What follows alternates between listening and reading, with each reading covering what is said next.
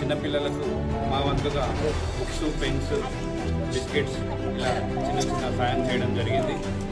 మా ఎంపీఎస్ కొలంగూడ స్కూల్కి వచ్చి వాళ్ళ హెల్పింగ్ హ్యాండ్స్ తోటి మా పిల్లలకి, మా ఊరు జనాలకి మేమున్నాము మీ వెనకాల అనే ఒక చేయితనిచ్చి ఇంత మంచి సత్కార్యాన్ని తలపెట్టినందుకు మీ అందరికీ మా తరపు నుండి ధన్యవాదాలు.